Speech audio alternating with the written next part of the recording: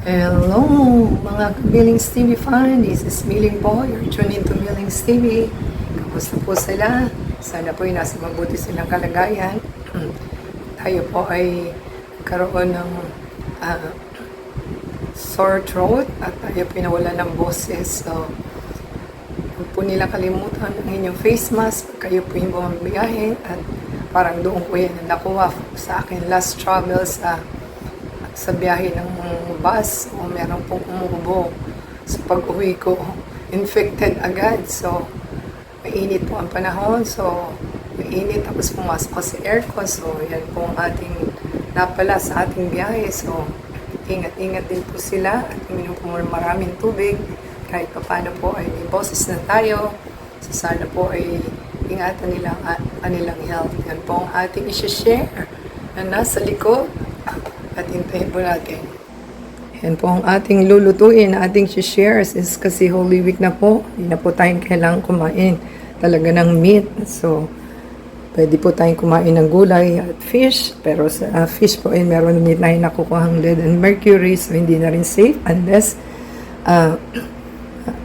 magbe-vegan po sila at organic ang inyong nabili. So, yan po ang ating nabili nung kahapon at since kasi ano na ito parang ang bilis naman niyang malanta. So, yan po, kailangan lutuin na natin ang ating mga asare para po hindi siya masira. Tayin po natin at tayo po, let's bolt in. So, yan mga ka-Millings TV fan, power plug na po natin ang ating induction cooker. So, start na po tayo. Tayo po yung magbo-bolt in na. So, lagyan na po natin ng oil. Ating ito po ay coconut oil. Ayan. Matakaw sa mantika ang ating dahil hindi po ito non-stick. So, okay lang po natin. Yan, mga ka-Millings TV fan, mainit na po. Yan, yan. Atin na po ilagay yung ating onion.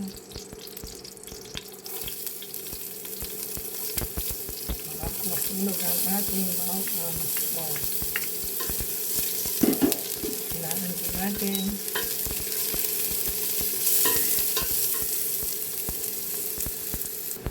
Pwede na po ilagay yung ating garlic.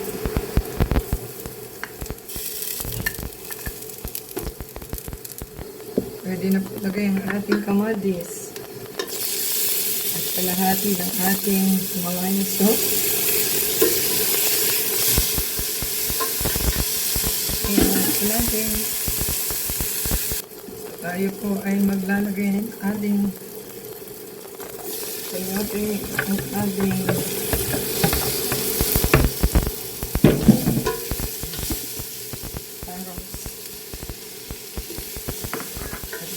natin ang ating 1 cup of hot water.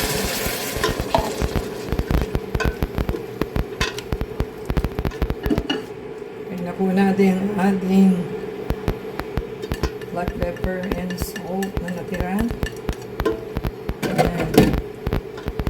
So, haluin lang po natin.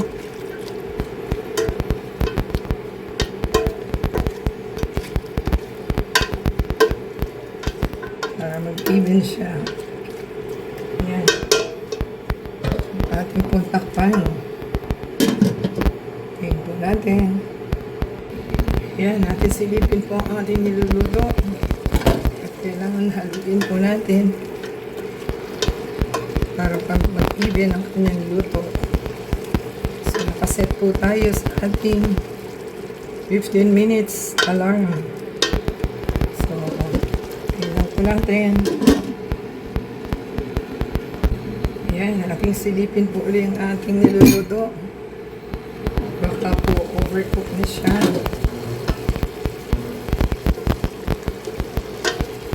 So, pwede na po ito siguro. Ayan, try nyo po kasi iba hindi pa luto. So, lang po natin siya.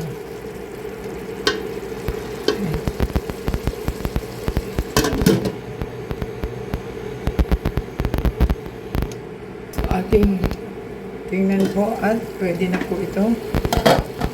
Pwede na siyang i-off. So, off po natin. Hindi na natin tinapos. So, yan na po itsura ng ating gulay. Ayan na po yung ating masarap na niluto. At pang dalawa lang siya kasi konti lang naman po. At dalawa lang naman tayo.